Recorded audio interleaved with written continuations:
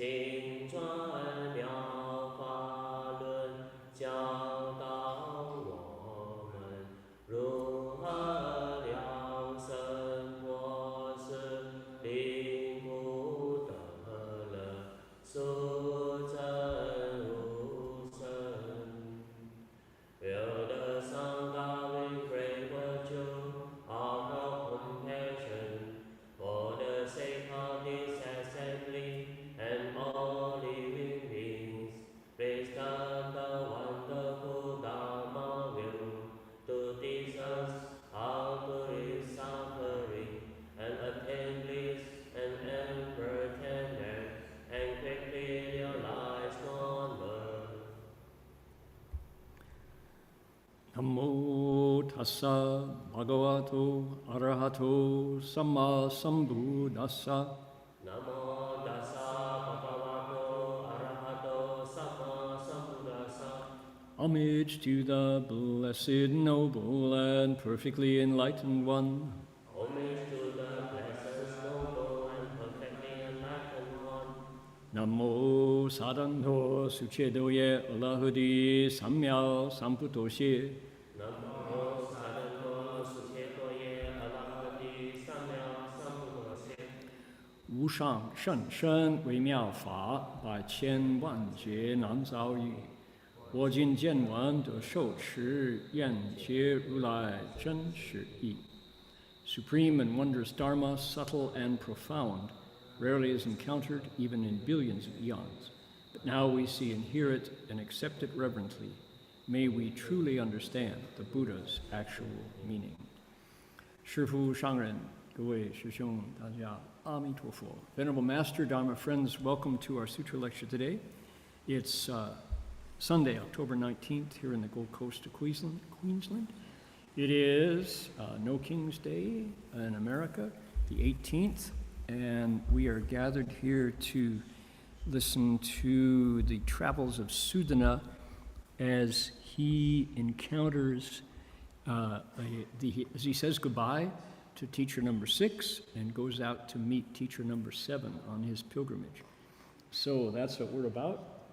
Glad you're with us. Thanks for joining, everyone. Let's invoke spiritual presence here.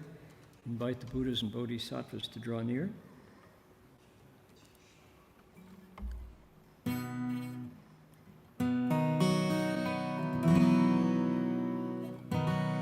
Namo Tafang Huang Jing Ayen Hai O Pusa Namo Tafang Huang Jing Ayen Hai O Pusa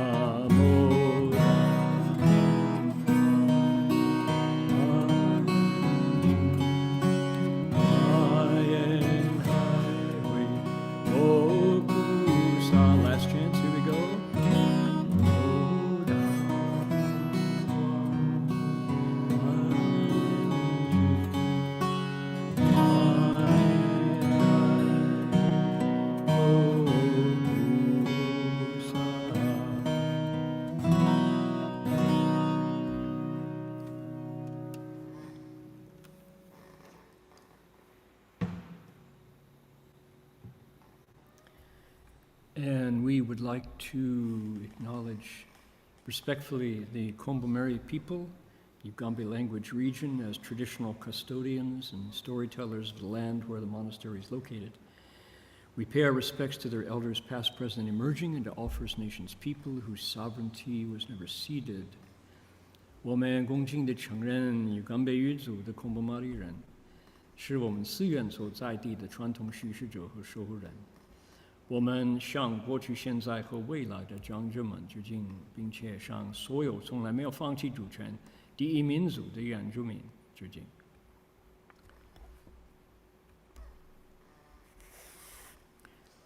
Now, since we can, we're in a time of abundance of beautiful bells, so I'm going to let you all listen to some choices. Here we go. What do you think of that one? Very nice, beautiful bell. How about this one?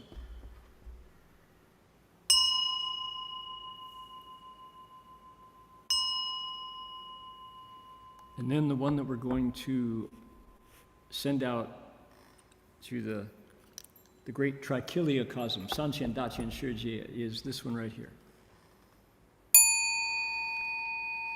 Bell sound wide resounds throughout 100 million worlds. The Buddha's law is heard and spread all throughout the triple world. The wondrous sounds that everywhere fill the Dharma realm with peace. May those who hear it gain the strength to follow in faith the Buddha's path. What a great bell. 众生传3000界内，佛法扬万亿国中，共训其法界和平，利益报他no后德。利益报他no后德。There we go. So here's what we're about today. We are going to follow Sudana. Here he is, by the way. Here's our pilgrim, meeting a bhikshu in Samadhi. This is a bhikshu whose name is Hai Chuang Bhikshu. Hai Chuang Bhikshu. Hai Chuang Bhikshu. First, we have to follow Sudana to say goodbye to his teacher, Elder Liberation, whom we have been learning from.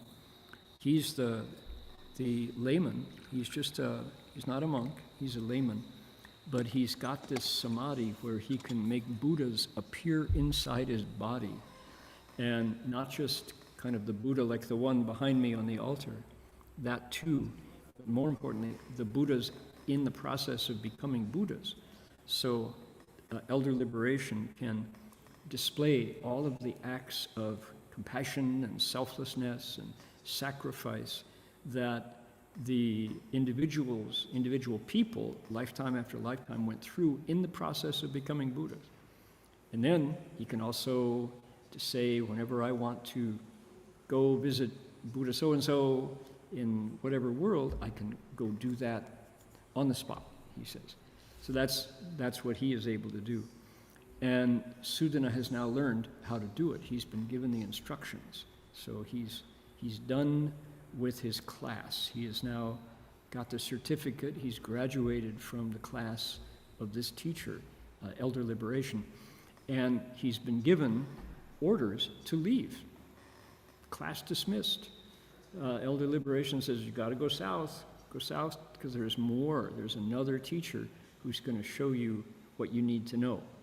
And he humbles himself, says, I can't tell you what he knows, but you need it, so go south.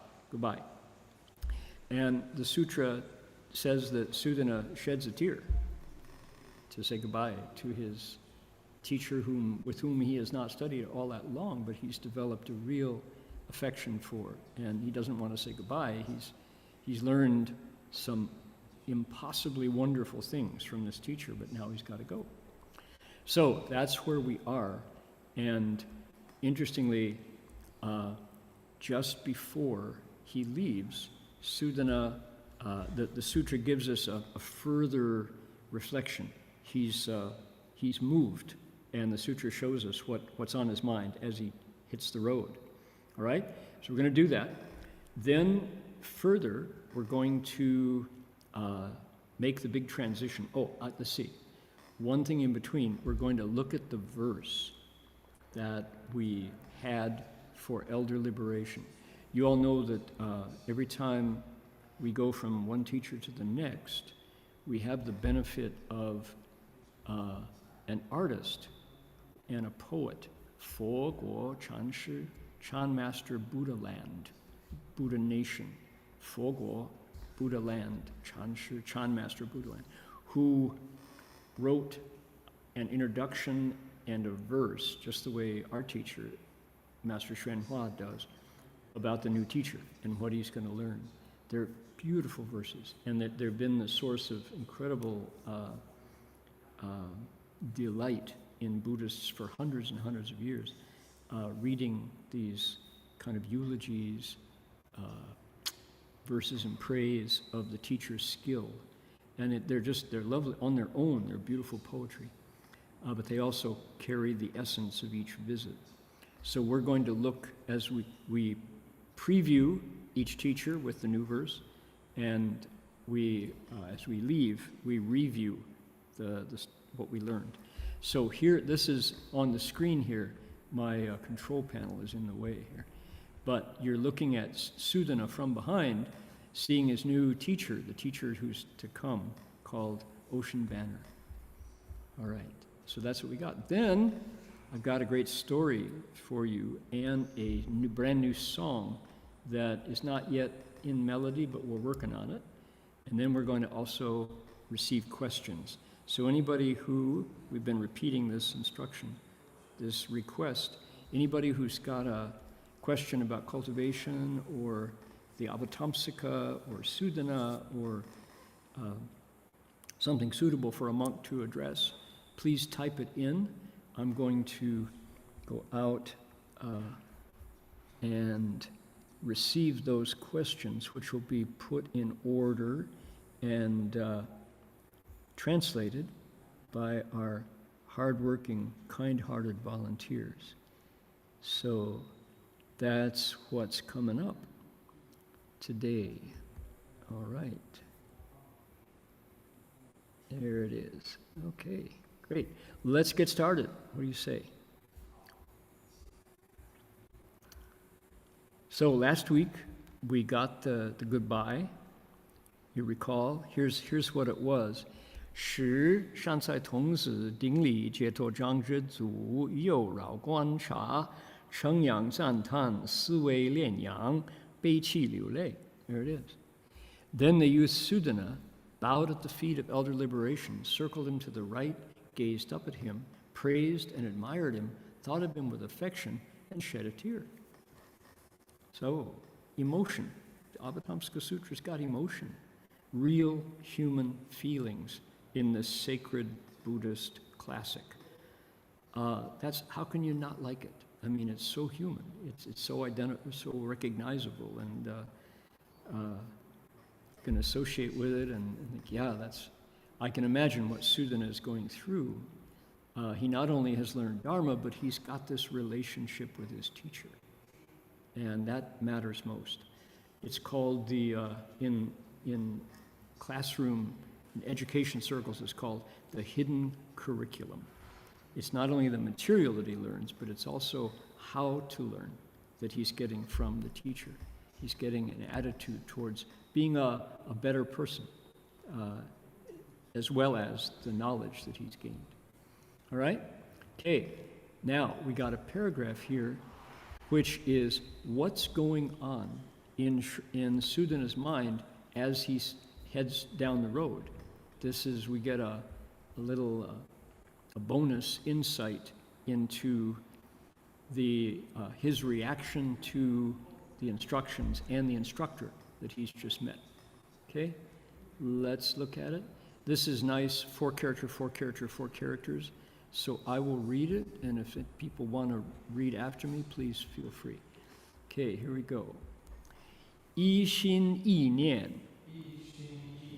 一山之事，是是善知识，敬善知识，有善知识，见一切智，于善知识不生违逆，于善知识心无谄狂，于善知识心常随顺，于善知识起慈母想，舍离一切无益法故，于善知识其慈父想，出生一切诸善法故，辞退而去。Okay, 4 character phrases. Okay, I'm going to put my palms together again and read slowly through the English, paying attention to the punctuation and to the white space. And folks are welcome to join me if you care to. Here we go. He single-mindedly recalled how he should rely upon the good advisor, attend upon the good advisor, revere the good advisor, see omniscience demonstrated by the good advisor, never oppose or rebel against the good advisor, have no thoughts of flattery or deceit towards the good advisor, always be mentally in accord with the good advisor, regard the good advisor as a kind mother so as to renounce unbeneficial dharmas, and regard the good advisor as a compassionate father so as to gather wholesome dharmas. Then he said goodbye and took his leave. Okay. Now, typical Avatamsaka format, things come in tens, the number that indicates totality, completion. So we get 10 reflections on teachers. It says good advisor. Did you all pick up that much? For sure. Yu, in Chinese it was yu shan zhi shi, regarding, or when it comes to the, hear the phrase, shan, wholesome, good, zhi shi, one who knows, the holder of knowledge, the wise one, the advisor, the mentor, the teacher, the friend. So here's the Chinese phrase, a shan zhi shi. Now, what is this? This is a Chinese translation of this phrase.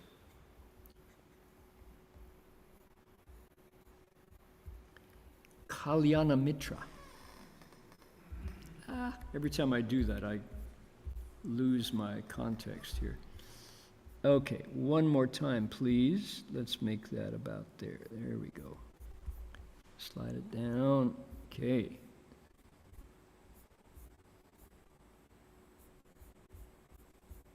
Here we are. We're back. Kalyana Mitra. I hope the Sanskrit is correct. Kalyana, good and wholesome, Mitra, friend. So in English, in our translations over the years, we've come up with a bunch of choices. There was a time when we started out with good knowing one. What is that? That's Chinglish. That's pure, that good knowing one, right? That's Chinglish. So we used that for a while, and we realized English, real English, can perfectly, adequately reflect shan zhi shi. Shan is wholesome, or good, or goodness. One who knows. So good and wise advisor. Let's put the Sanskrit. First came the Sanskrit, Kalyana Mitra, followed by shan zhi shi, now in English, good and wise advisor, spiritual friend. Wise advisor. These are all different choices that we've had over the years. I've read, some people just say friend. That's not enough. That omits the shan, the kalyana. So good knowing one, people don't, that's not what we say in English. We say good and wise friend, spiritual friend, wise advisor. Wise advisor has a eyes, two eyes in it, eyes, wise advisor. Spiritual friend, also good, okay.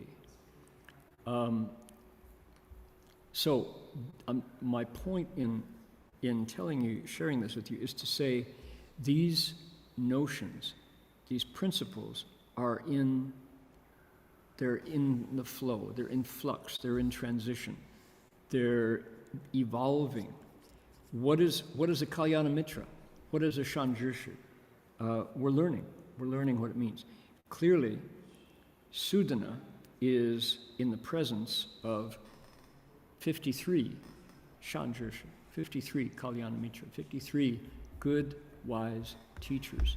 And sometimes when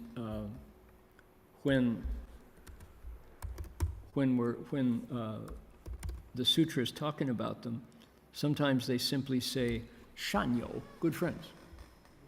Shanyo is another Chinese version for Shanjirshu, Shanyo. And Sudana's entire experience, which is to say 1/4 of the Avatamsaka Sutra, chapter 39 is 1/4 of the whole book. His entire experience is working out relationships with teachers.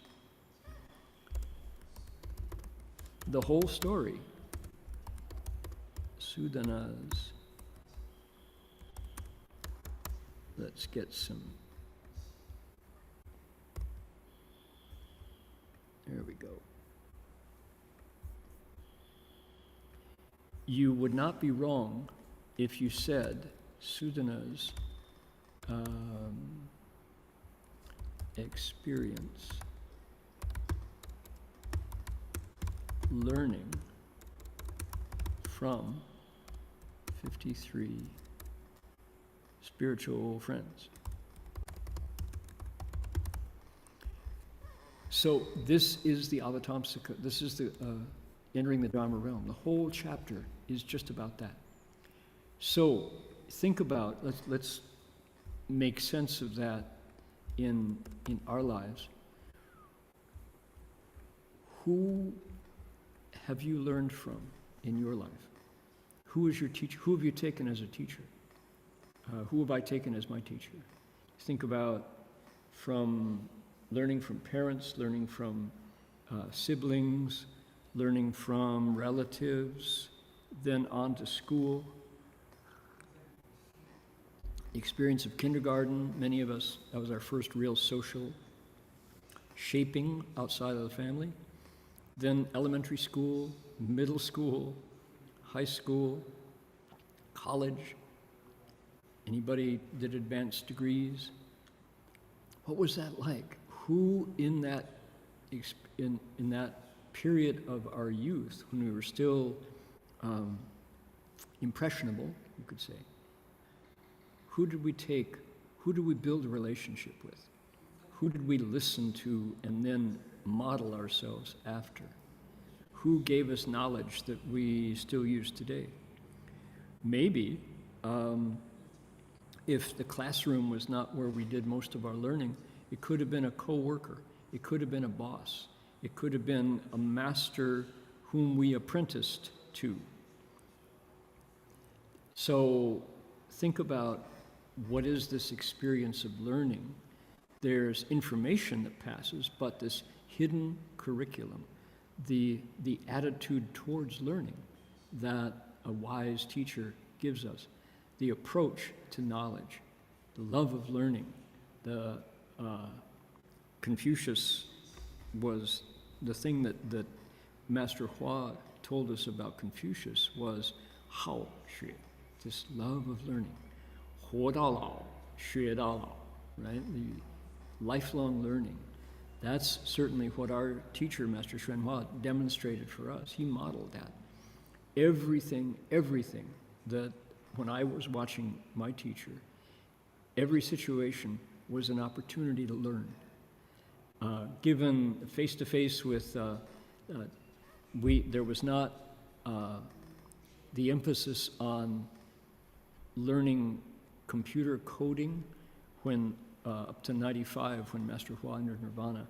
It wasn't as strong, but I just know in my bones that if Shifu were a young man in this age, he would be deep in computer code.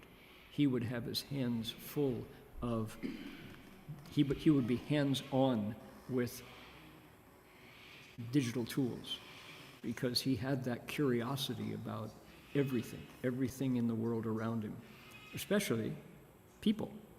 So Master Hua's curiosity about what people thought and how to help them discover the Dharma, how to give them a new perspective on their own lives, on things that they took for granted, that was what he lived for, a master teacher. So this is what Sudana is doing. And look at, so now with this in mind, I'm giving you my take on this passage. Look at the verbs that we meet here. I'm going to do it first in Chinese. So it says, Sudana, he's walking down the road. He's leaving. Yi xin yi nian. With single-minded focus, he recalled how you rely on good teachers, serve good teachers, respect good teachers. From good teachers, understand omniscience. And then, so these are the verbs that you do. This is the active verbs. Then there are 8 character phrases. So things you don't do. You never turn against teachers.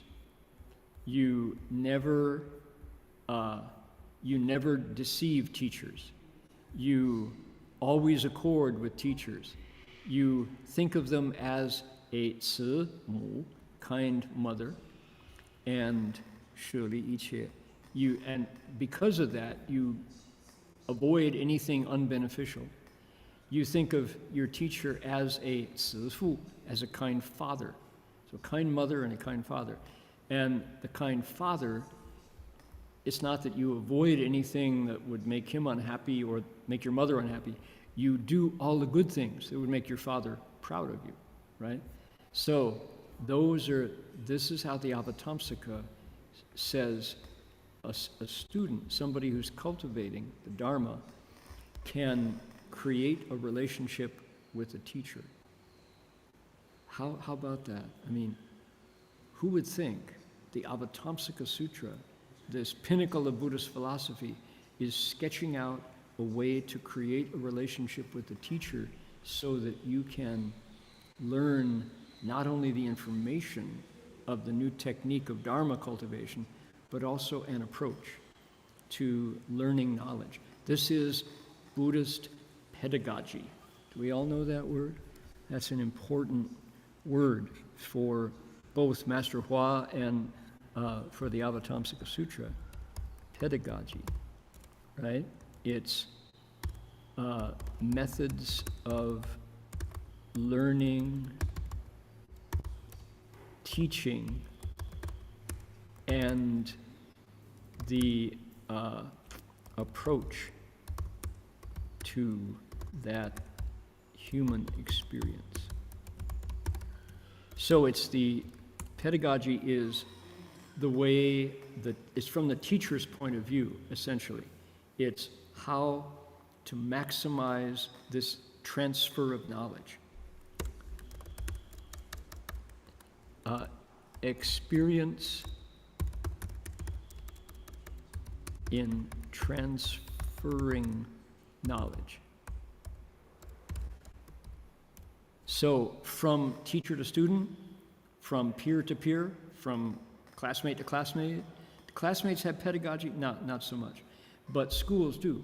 So how do we go about? What's the method by which we hope that after students have been with us and leave our teaching, what they will have received? That's pedagogy, right? And here's the Avatamsaka saying, this is what he doesn't say he hasn't learned this specifically in so many words, maybe he has at this point. There are teachers of Sudana who say, good man, do this with your teachers. So there are lists of 10 ways that some teachers do it. But this is what Sudana has picked up.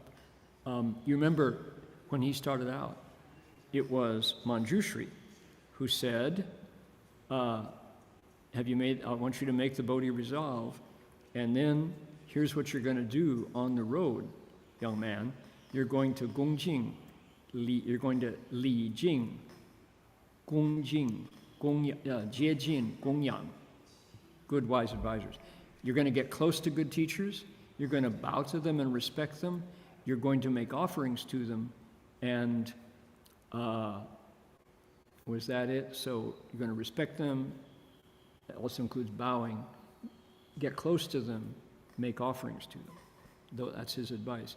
So in other words, get a relationship with these teachers, because why? You got a lot to learn, and you're not only that, you're able to learn it. That's why he called him a Caifa Chi, a vessel that can hold the Dharma. So this is on both sides. The teachers are qualified to teach because they've got the real stuff. They know how to open the mind and integrate the Dharma, because they've done it. They have successfully absorbed the Buddha Dharma and made it work with their own ecosystem of their own body, mind, and spirit. And number two, Sudana has to empty himself so he can hold what they want to give him. So this experience of Ru, Fa Jiepin, entering a Dharma room, you've got these teachers who are completely full of the authentic Buddha's teaching, of all Buddhas, throughout his time and space. And you have a student who can receive it and hold it. That's what we're watching. And it's not simple. Young people, there's an arrogance to youth. They, first of all, speaking as a former youth, thinking that we'll never die, thinking we're invincible. The idea when you're 12 and 13 and hormones are surging, the idea that this is not how life continues is not part of your life. You don't think there's any danger whatsoever as you step on the accelerator and go zooming down the highway. Why would a child think of life's end? You don't. That's not part of the makeup. You're just too full of the springtime of youth. And it's later on, when you're in the autumn and the winter, when you realize the number of breaths left in this body have a certain extent. There's a time when you will take your last breath. So, when I will take my last breath. So, this is, to have Sudana ready to empty himself out and absorb what the teacher can teach him, that's what makes him a Caifa Chi, a vessel that can hold the Dharma. So in one lifetime, he becomes a Buddha because, look at the pedagogy.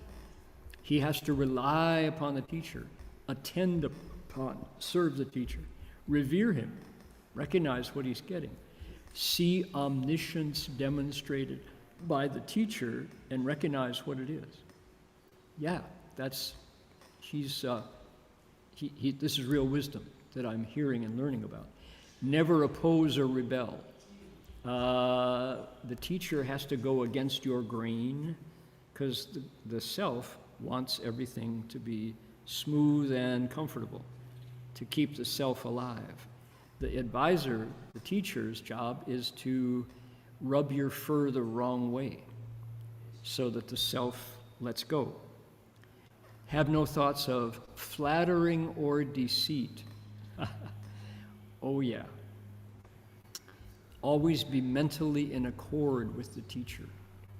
See the teacher as a kind mother so that you don't do anything that would upset her. You won't harm yourself.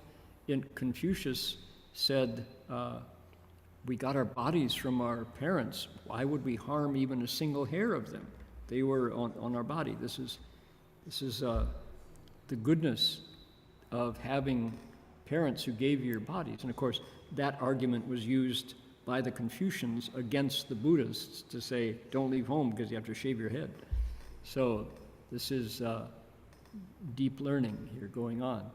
And China has been a continuous civilization for 5,000 years or longer because they were able to absorb both the Confucian respect for the gift of life and the Buddhist inspiration to go beyond the simple life of the body. So Shifu would say Confucianism was elementary school, Taoism is high school, Buddhism is university level learning, higher education. China could hold all those different ways of thought in a single culture. Then, so you don't want to scare your mother by doing anything unbeneficial. You do want to make your father proud by gathering everything wholesome. So do no evil, do all good. Sudana says goodbye and takes his leave. Okay? So this one right here, no thoughts of flattery or deceit. One of my first awarenesses that my teacher was, one of my first encounters with Master Hsuan Hua, this lesson came home because I had a skill growing up that as a Scorpio, I could always tell where the power was in the room. I knew immediately who was the alpha, sort of, because I could just sense it, particularly but men and women both. Who was in charge? Who was kind of had the, men have this thing where you align yourself according to the pecking order. It's kind of what men do. You would test each other out to see who's the alpha dog. And I could sense that. Then I would get close to that person and use flattering language to become, to ingratiate, to get close, and that way. So the first time I tried to tell Master Hua that I was so happy to be able to listen to his pure Mandarin Chinese, of course saying this in Chinese so I could show off the fact that I could speak Chinese, he went, what did he do? Did he say, yes, that's very good? He went like this. I said, Shifu, it's so nice to be able to hear pure Mandarin here in this. He went, cut me off, and then turned away, walked away. Just like, don't try it, kid. I saw your move. That's phony. And then he gave me a Dharma name, the fruit of being true. I said, oh, that's so nice to have a name because I tell the truth, right? No, it's because you lie. You don't recognize the truth. That's why I gave you that name. So have no thoughts of flattery or deceit. Unbeknownst to myself, I had made that a value in my life to be able to toady and be deceptive, to be able to manipulate people, not recognizing that immediately blocks me from being able to cultivate the way. Shifu said, if you really want to cultivate, you have to have a mind as true as glistening frost.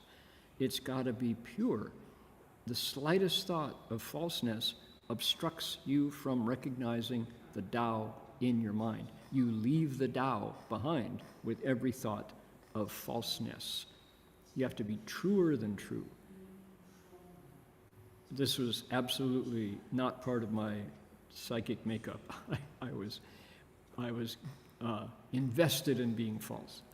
So, yeah, powerful. 果真恒实, the fruit, the constantly real, the result of the truth. So, yeah. Anyway, this is fascinating to realize how much the Avatamsaka Sutra is, particularly chapter 39, Sudana's pilgrimage, is the experience of relationship between how a student builds wholesome relationships with teachers. That's one of the aspects of the Avatamsaka, how it's being modeled. And understand that as he goes down the road, these are not all happy situations. He meets some teachers who are frightening. He meets one king who rules over a country that behind the city wall there are screams of terror. There's brutality happening. There's sounds of grievous suffering coming out over the city wall. And Sudana has doubts. Who is this? Why am I drawing near somebody who's behaving like a butcher, like a brutal warlord? And the gods come and say, no, actually, don't doubt him. His land is full of people who tend to be brutal in their behavior, and he is scaring them into goodness. It's a show. It's theater. It's a technique to force them, to frighten them into behaving so that they can cultivate the way. He's actually completely compassionate and kind-hearted. So Sudana goes down the road, he learns that experience and loses his fear for that teacher. He goes down the road and a courtesan comes out, a harlot, a woman of easy virtue. And so all of the people in the town say to Sudana, why in the world, you're a good man, you look very wholesome and innocent, why are you getting close to her? She's got a bad reputation. And Sudana, again, people come, the devas come forward and say to him, don't doubt, this is truly a kind-hearted person of true virtue. She is manifesting, this is a bodhisattva appearing in this guise to open people's hearts to compassion. So he trusts in his instructions. He has been sent to her by the previous teacher, and he goes down the road and learns about compassion. So we're going to meet each of these teachers in progress as we go. So pedagogy, methods of learning, experience in transferring knowledge. How interesting. Okay, now let's take a look here. What did we learn about elder liberation? Showing in his body, here's Sudana, showing all these experiences from of Buddhas in the process of becoming Buddhas, all of their past lives. Here we are. And elder liberation.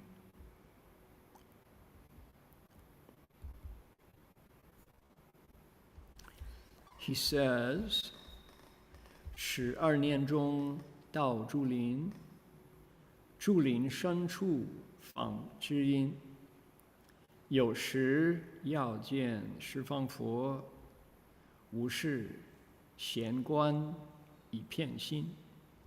不去不来如焰影，缘生缘灭过光阴。庄严门起谁人道？油尽落花流水深。Isn't this good? This is Chan Master Fogel. These verses are so good. After 12 years, I arrived at Home Grove. Deep within this grove, I've come to visit one who knows my sound. When he has time, he beholds, hold on here. When he has time, he beholds the 10 directions Buddhas. When there's nothing to do, he contemplates his mind at leisure. With no going, no coming, like a mirage or reflection, conditions arise and dissipate, and time passes by. The door of adornment is opened. Who has come? Secluded pathway, falling flowers, deep flowing waters. Yeah, this is, because the Avatamsaka is not only philosophy, it's this very human document. It's an epic story, it's epic literature about the Buddha's method of how you actually cultivate. Sudana is our role model. He takes all of the advice from the 38 chapters before chapter 39 and puts it into practice in chapter 39. All of the 84,000 methods of cultivation, Sudana is the guy who takes it down the road, shows us how it's done. So, how incredible.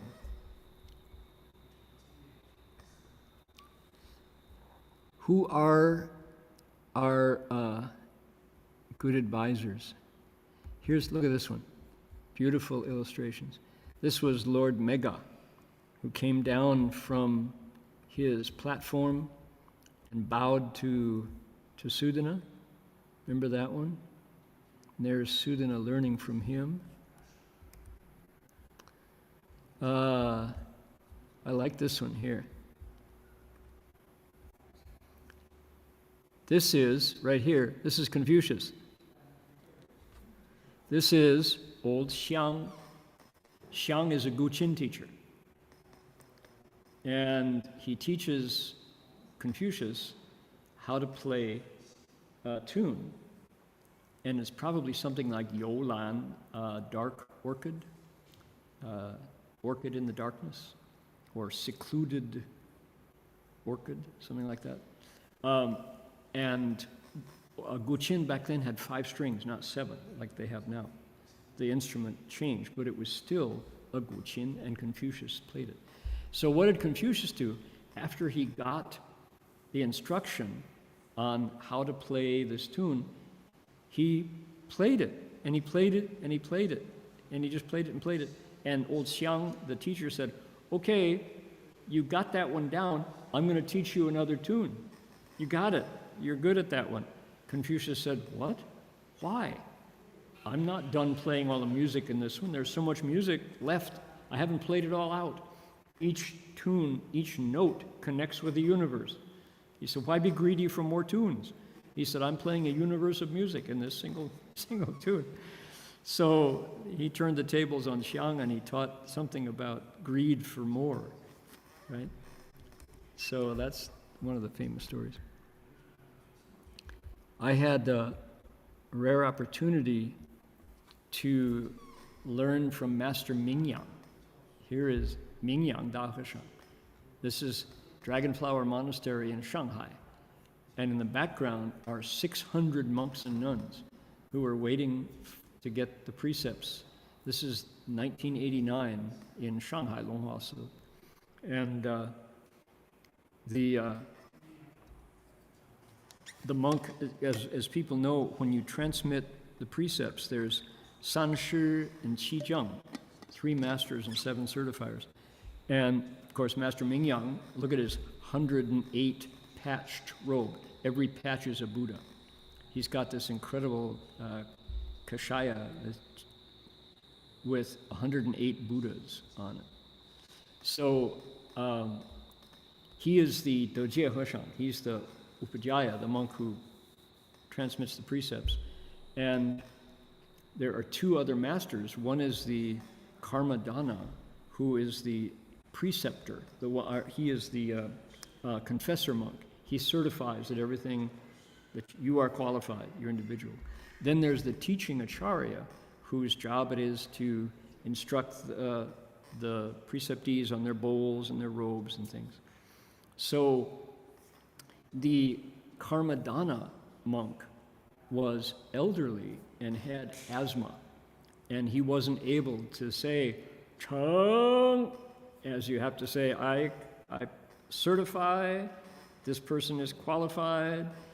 He couldn't say it with his asthma. So 2 days before the 600 monks and nuns got their precepts, Master Mingyang said to me, he says, hey, you want to stand in for the elder? You can be his mouthpiece. You speak Chinese, it'll be a good experience. I said, no, I can't. Me? You know, he said, yeah, why not? He said, they'll enjoy it, having a monk from afar.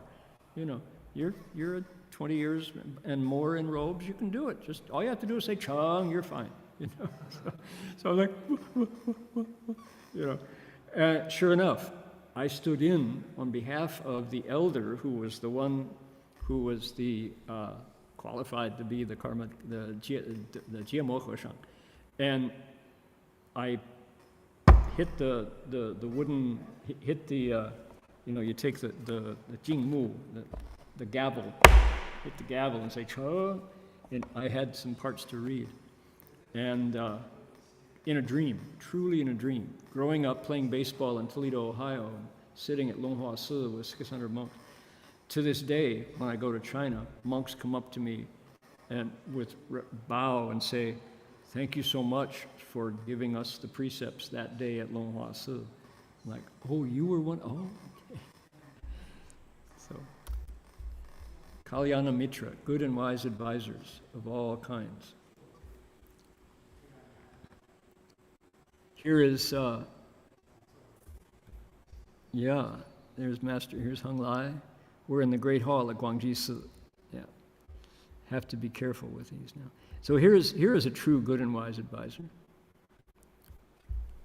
First store Bodhisattva, Di Zhangwang Pusa, holding his pewter staff and his wish-fulfilling gem, wearing his bhikshu's robe. This picture doesn't have his Si Bu Xiang, his spiritual animal that travels with him through the hells. But here is Dizang Pusa. His month and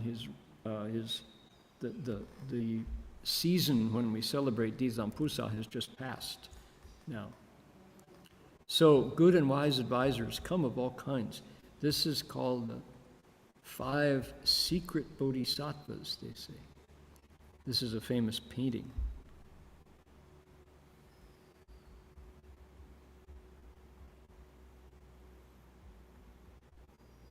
Incredibly wonderful images. This is number 5, right here. So, Guanyin Bodhisattva at City of 10,000 Buddhas has 11 heads on the image, the statue. And when you walk around behind it, it's a 16-foot camphor wood image of Guanyin Bodhisattva. When you walk behind, many of those heads are fierce. They have tusks coming out of their mouths. Their eyes are shooting thunderbolts. They're very scary, and they make you want to behave. You want to be careful not to misbehave. And yet, on the front of the image, the heads are so kind. They look like your sister. They look like your mother, like your brother. They look like a kind friend. And both these are corresponding to the teacher's 2 aspects that he or she has to have in full to be a good teacher. One of them, these are called the 2 methods of teaching. One is shi shao, one is zhe fu, right? For kind-hearted, gentle people, you gather them in. You bring them, you entice them in. You give them kind words and encouragement. For people who are harder or belligerent or arrogant or stubborn, you subdue them by being harder than they are, so that they will listen to the Dharma and lose that stiff, stubborn quality of mind. And certainly, you can look back on the life that you have led growing up from childhood. At times we feel really strong and in charge and we're tough and bossy. Other times we meet someone who we admire and we realize how much we don't know and we soften up. So any individual can have different phases of different attitudes in one lifetime.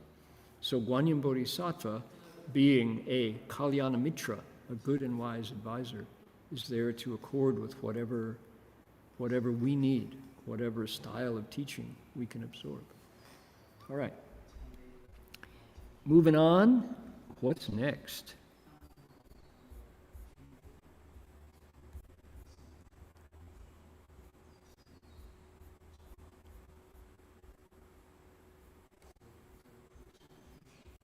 We've got an entire page of contemplations that Sudana makes as he goes down the road doing what? Absorbing. He's absorbing what he's learned. This is, he's been given an introduction to Buddhas, to what Buddhas are really like, according to the Avatamsaka. He's also been taught about how when you see Buddhas in their bodhimandas where they're teaching, you attend to them, but you don't leave your spot, and they come to you without moving. It's inconceivable, just the way you see the moon reflected in water. The moon hasn't moved, but there it is in your teacup at night under the full moon. If you have a still water, the moon is right there. And yet, how did it get into your teacup after being hundreds of thousands of millions of miles away? So this is all of these things that Sudana learned, he's got to absorb now. Because once you learn it, once you taught it, if you don't rehearse it, if you don't review it, if you don't practice it, you lose it. So he is a good student. He's not losing any of it. That's what he's doing. That's what's happening here. So in order as we've done, I'm going to go to Ocean Banner. Here he is, teacher number 7. By the way, the numbering system is goofy. Sometimes this is number 8, sometimes this is number 6. Our method of counting says this is number 7, all right? And what do we have? We have a bhikshu. He's a monk. He's sitting in meditation posture. He has a swastika on his chest, never mind.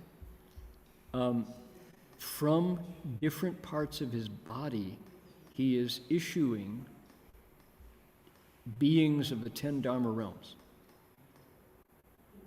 All kinds of beings. I guess they're not, the evil destinies aren't here. But he's got kings and Buddhas and Devas and Bodhisattvas and spiritual beings are coming out of his body as he meditates. Okay? So here it is. 上才童子第七仪摩利迦洛国参海床比丘半年观察三昧定境现14类永百前相般若智照何所不障得普贤舍得法门正心住. Okay? The teacher, this is the abode called correcting the mind. The youth good wealth travels to the kingdom of Milasvarana by the borders of Jambudvipa to visit the bhikshu Ocean Banner. For half a year, he contemplates this samadhi. From within the state of concentration, there appears 14 types of transformations, which proceed to send forth hundreds of thousands of hallmarks. With the illumination of prajna, nothing fails to be understood. Everything is understood. Let's say it that way. Everything is understood. Everything is understood. He attains the Dharma door of the light of samadhi, of prajna paramita, and realizes the abode of correcting the mind, of verse. Okay, here's the verse. 光阴已过. Hold on here one more time.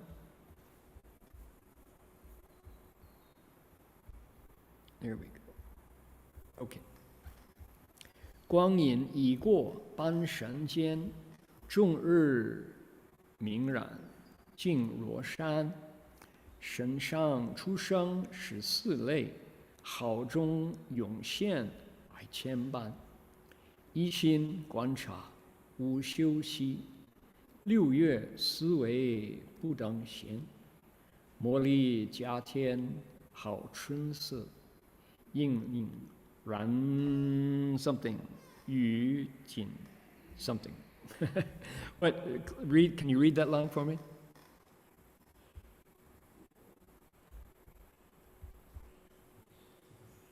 金富师看得到吗？是这么念吗？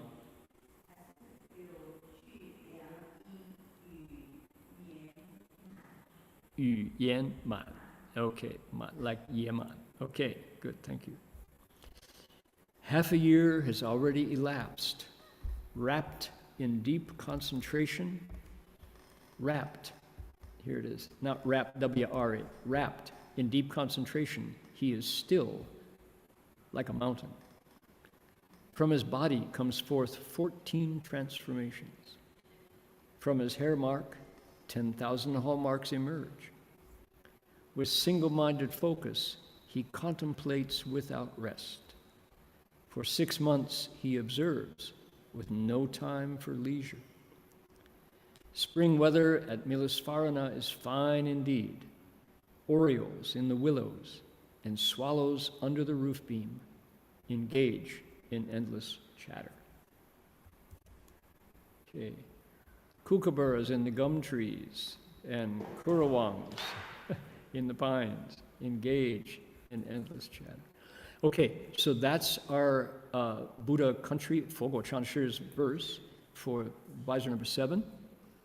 And that's what we're going to study. That's what we're going to learn. Let's jump in and do a little bit, and then we have a story to tell. Okay, I'll give you some characters and you read them back. These are uneven lines, so we'll just read them as we go. Ready? Here we go. Let's 第七海窗比丘，摩利迦罗国，20善财童子，一心正念，比长者教，差比长者教。Okay, interesting. Yeah, this is elder liberation, the Zhangzhe.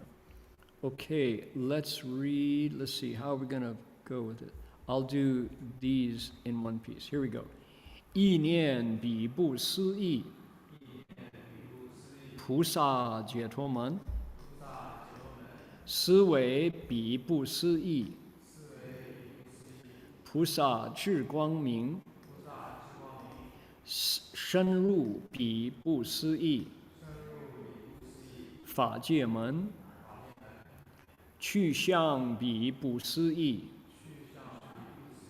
菩萨普入门；明见比不思议，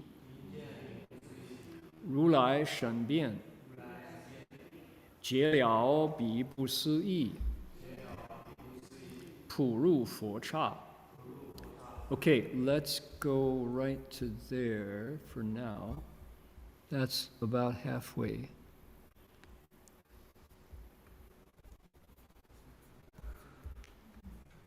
Okay, here we go.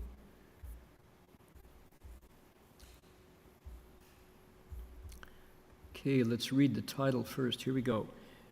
7 Bhikshu Ocean Banner, Kingdom of Milasvarana.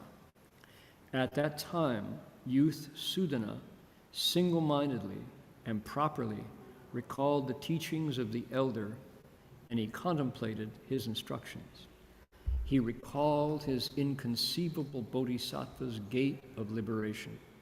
He pondered the inconceivable wisdom light of a bodhisattva. He profoundly entered the inconceivable gate to the Dharma realm. He approached the inconceivable gate of a bodhisattva's universal entry.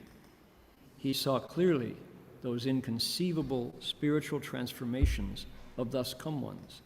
He completely understood their inconceivable entry into Buddha Kshetras. Okay, we'll go to there for today. That gets us set up with our teacher number 7. We've heard his verse. We know that he's a monk, for one, and we will finish this. We're going to talk about what Sudana is experiencing as he goes down the road, and why the rhythm, there's a rhythm to these teachings, to each encounter, that as we're only in number 7 out of 50-some, but as we get more familiar with them, we'll see how what is Sudana? Sudana is our test case. He's our paragon. He's our example of how you cultivate to success. So what does the Avatamsaka Sutra give us as an example of how you can take the Dharma and make it yours? That's what Sudana is doing. He's making the Dharma his. All right? Okay, story time. Master Empty Cloud, Xu Yun Lao Heshang. This is the Empty Cloud picture biography, Xu Yun Lao Heshang Hua Zhuan Ji. Okay, written, compiled by Master Xuan Hua, by our teacher, about with 200 stories about Master Empty Cloud's life, taken from his biography, his autobiography. He is now in Yunnan province, and he's having a conversation with the provincial governor of Yunnan, a man named Mr. Zhang, and something miraculous happens as he is sitting in the monastery reception room with the governor. Here's what happens. Let's go over the Chinese first. 当抵腾越于万寿寺，与体都张松林座谈，黄牛归面前，眼垂泪，玄阳生长，度途者多人至，共相纽约。汝欲生，须归三宝。牛点手，未说三皈依，牛主是改业。皈依常斋，君门照卫殿拥。Reaching the town of Tengyue, on his way to Jizushan, the master stayed at Wanshou Monastery. One day, master sat and talked with the provincial governor, Zhang Songlin. A yellow ox suddenly appeared. Shedding tears, it knelt down before the master. A butcher named Yang Shengchang and several others followed along after the ox. The master said to the ox, if you want to live, you have to take refuge with the 3 jewels. The ox nodded its head and subsequently heard the 3 refuges ceremony. The butcher who owned the ox vowed to change his profession. He also took refuge and became a vegetarian. The governor recommended him for a job in a store. Sound like a fantasy?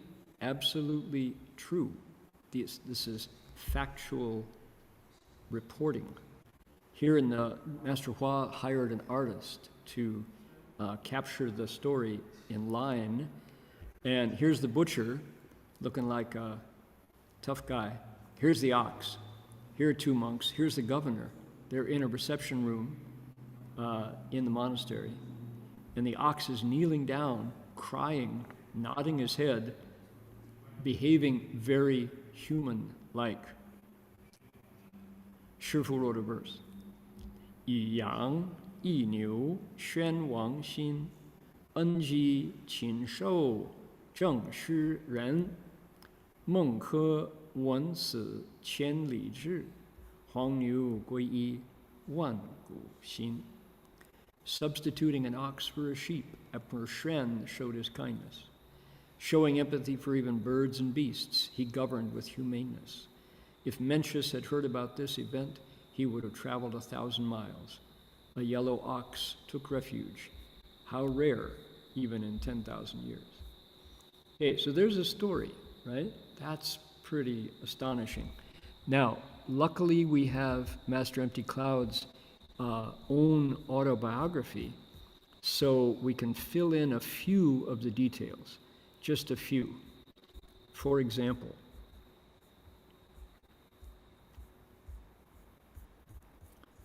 scrolling up here. I was sitting and talking with Commander Zhang Songlin. A yellow ox ran up before us, knelt down. Tears flowed from both eyes. Soon after, its owner, the butcher, arrived. Yang made his living as a cattle butcher. I said to the ox, if you want to escape death, take refuge. Become a Buddhist. The ox nodded its head. I recited the 3 refuges. I told it to rise, and it stood up and behaved like a person. Okay, this detail was left out of Shifu's account because of the requirements of length. I offered gold to compensate the owner, but he refused to take it. So, Master Empty Cloud now has a new cow disciple, and he knows that it's the property, so to speak, of the butcher, because that's what the butcher kills cows for a living, and he has to buy the cow first. So I, Master Empty Cloud, offered gold to compensate the owner.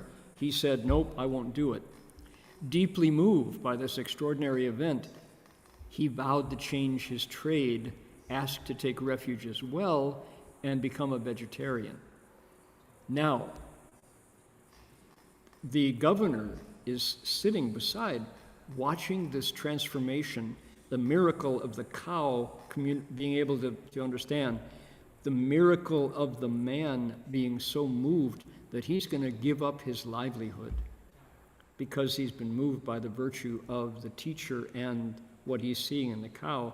So what does the governor do? He says, okay, I'll give you a job.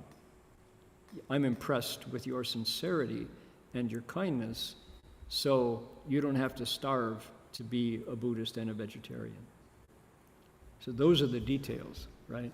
So what a great story, amazing story. So last week I challenged Brian, our resident storytelling professor, to immortalize the event in a song. Brian stepped up to the task and came up with this. He carried the Tripitaka on the road from Mandalay, from Burma back to China, reciting all the way.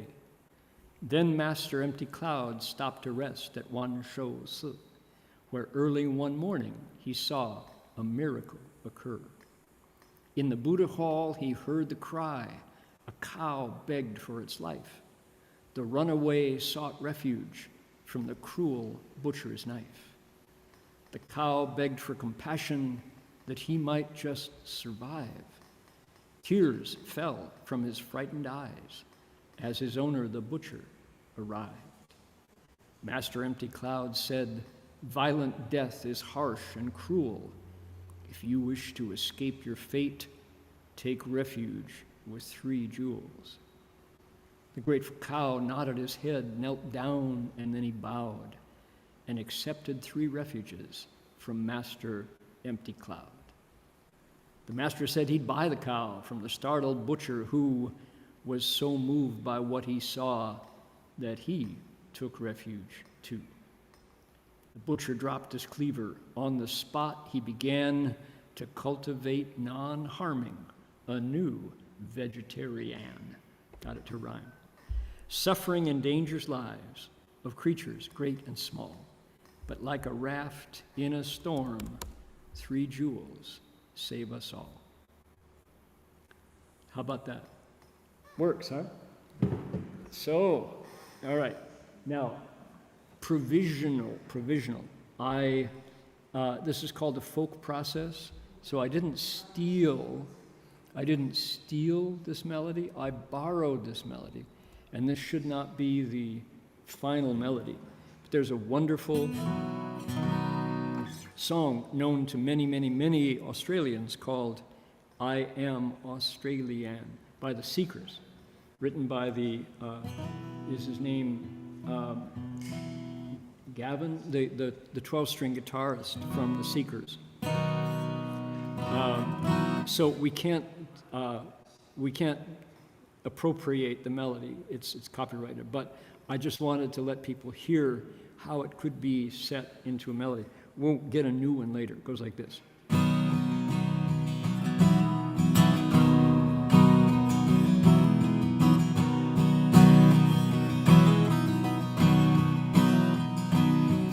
He carried the Tripitaka on the road from Mandalay, Burma back to China, reciting all the way. Then Master Empty Cloud stopped to rest at one shosu, where early one morning he saw a miracle occur.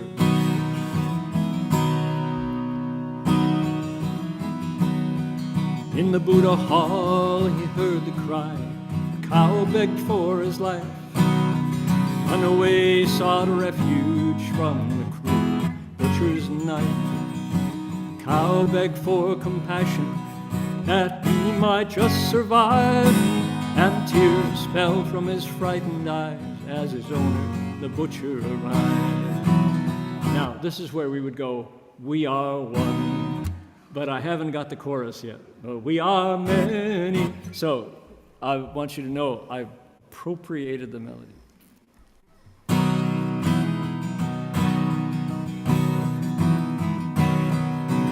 Master Empty Cloud said, "Violent death is harsh and cruel. If you wish to escape your fate, take refuge with 3 jewels."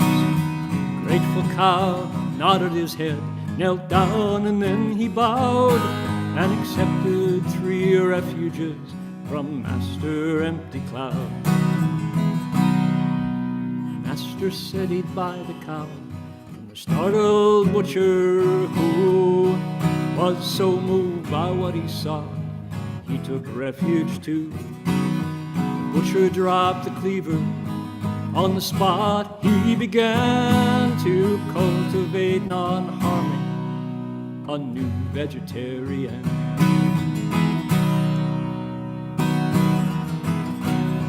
Now suffering endangers lives, creatures great and small, like a raft in a storm, 3 jewels save us all. He carried the Tripitaka on the road from Mandalay, from Burma back to China, reciting all the way. The chorus would go like this. Let's see. Something like, and this is totally unfinished, see the world with great compassion, live your life by the golden rule, scales or skin, fur or feathers, da da da da, we are Australian. That last line, we're not there yet, so, right? We are one, but we are many, and from all the lands on earth we come, we share a dream. When we sing with one voice, I am, you are, we are Australian. See the world with great compassion. Live your life by the golden rule. Scales or skin, fur or feathers, da-da, da-dum, da-dum, with the wish-fulfilling pearl, jewel, something. 3 jewels? Something like it. We'll get there. All right, so thank you, Brian. That's got some promise. That's and a good melody, right? Yeah, oh my goodness. The song is so good. It's, I come from the dream time. This is in the voice of the Aboriginals. I come from the dream time, from the dusty red soil plains. I am the ancient heart, the keeper of the flame. I stood upon the rocky shores. I watched the tall ships come. For 40,000 years I've been the first Australian. Yeah. I'm a bushy, I'm a battler, I am Australian. So, all right, by golly, there we go. Still working on it. We'll see what happens with that song. Okay, yes. Hello, Venerable Master. Hello. When I copy Buddha scriptures, I place a sheet of white paper underneath as a protective layer to prevent ink from seeping through to the pages below. After finishing a scripture, this white paper ends up covered with many black ink spots, can no longer be used. May I ask, is it acceptable to burn and discard the paper? Yes, it is. You don't want to be overly superstitious about this. So copying sutras, it's very easy to make a mistake, and then you think, oh my goodness, I don't want to burn it, I don't want to throw it out. People ask Master Hua about this practice. They said, can we just burn it, Shifu? He said, even if it's not perfect, burning sutras is not a wholesome practice, turning it into smoke. Take them, put them under the altar at home. It's not going to take up too much space. Put them respectfully in a box or in a carton. Set them under the Buddha. At the Berkeley Monastery, underneath our Buddha altar, we have lots and lots and lots of sutras that have that people copied out. Maybe they made a mistake, maybe not. Maybe it's a perfect copy, but you don't want to, every time you move house, to be followed by mountains of paper if you're a person who practices it. This is a wonderful Dharma of Tengxie, Jingshu, copying out sutras by hand. Put them close to the Buddha under your altar at home.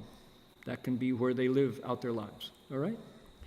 My question is, if somebody regularly offers flowers and lights with a small amount of money, practices patience, and never loses their temper, follows the precept of refraining from sexual misconduct, and avoids harming sentient beings, will this person in this very lifetime become more and more beautiful each day? Will their lifespan increase daily? Will their virtuous karma grow day by day? Will their blessings in this life become as bright as the full moon on the 15th night, making them the most noble among people? Sounds good to me. You have a lovely recipe for the results of good deeds.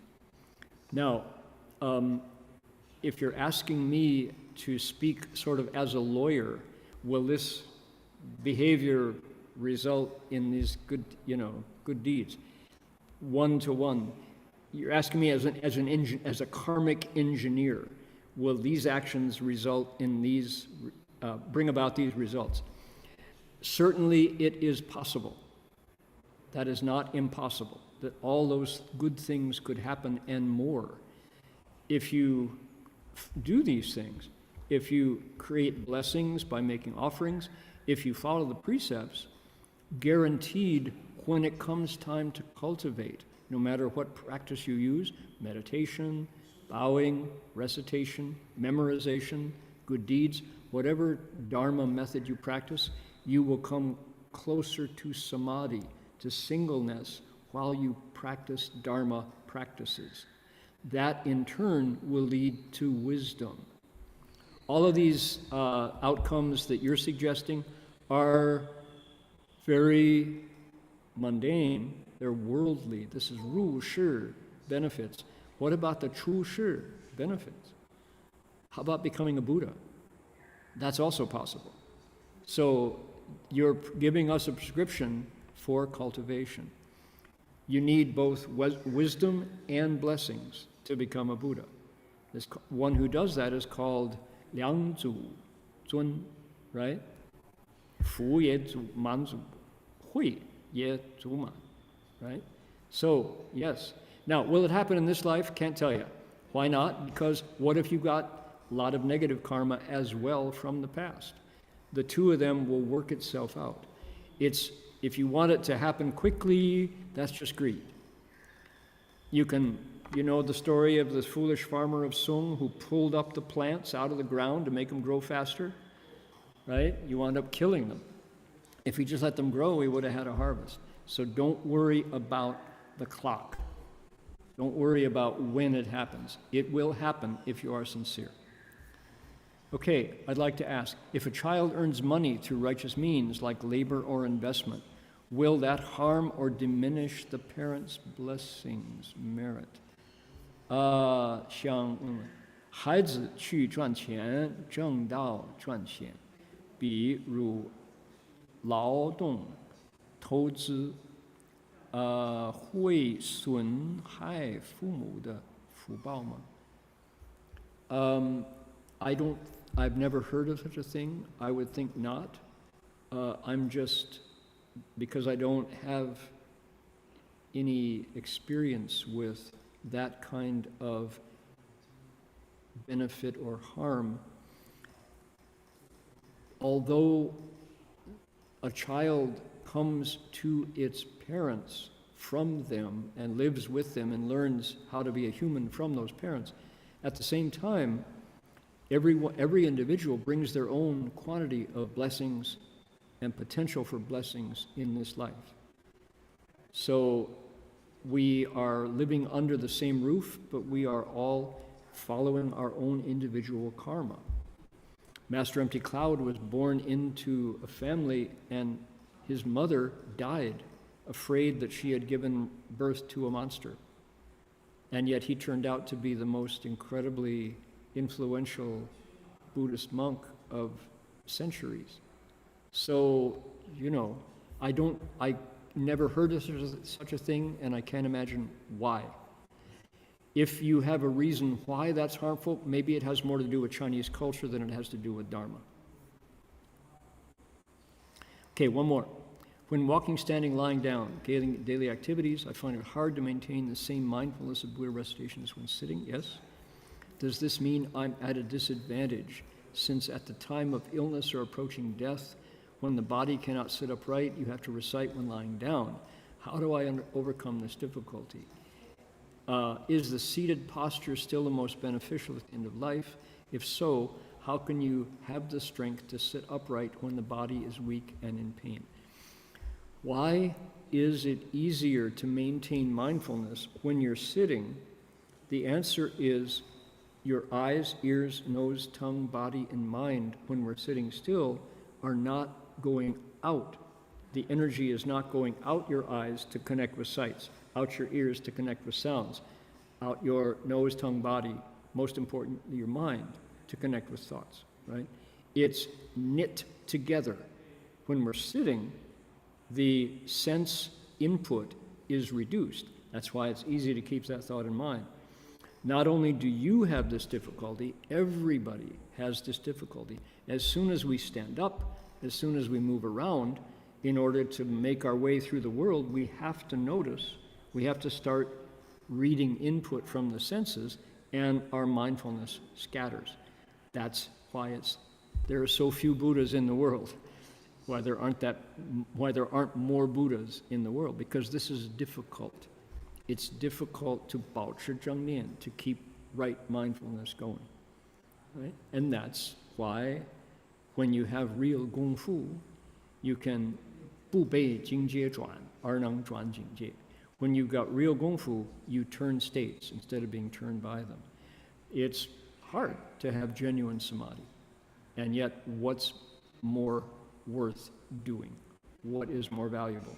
Put your effort right there, and when you get to the point where 行住坐卧, walking, standing, sitting, lying down, 不离这个, you don't leave mindfulness, you've got real samadhi. So, 加油, 加油, keep working hard. All right, I'll just do one of those questions. Let's dedicate merit, and I'll see you next week. We're going to pursue Sudana's experience with his next teacher. First of all, he has to digest everything he's gotten from elder liberation. Then he can encounter Bhikshu Ocean Banner, who is in deep samadhi. That's coming up next week. Look forward to seeing you then.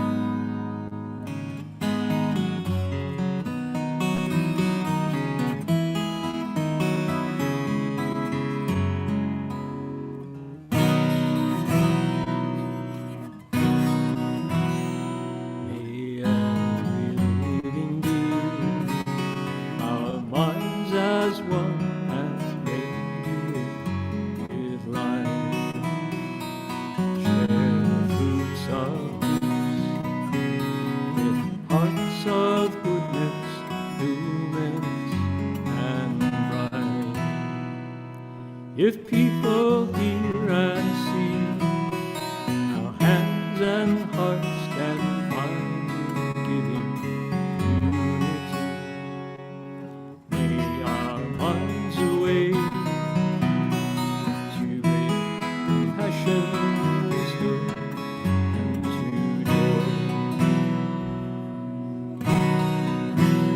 May kindness find reward. Sorrow leaves their friend. His boundless light dispel the darkness of our endless night. Because our hearts are one, this world of pain turns into paradise. May all become compassionate and wise. May all become compassionate and wise.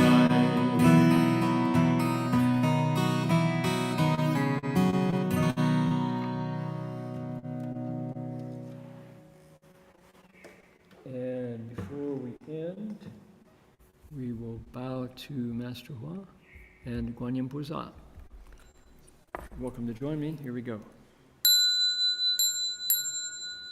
一问讯，再问讯，三问讯。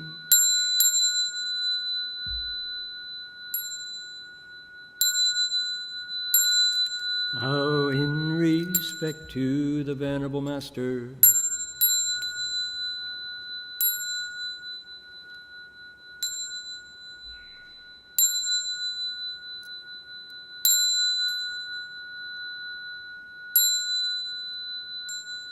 See you all next week.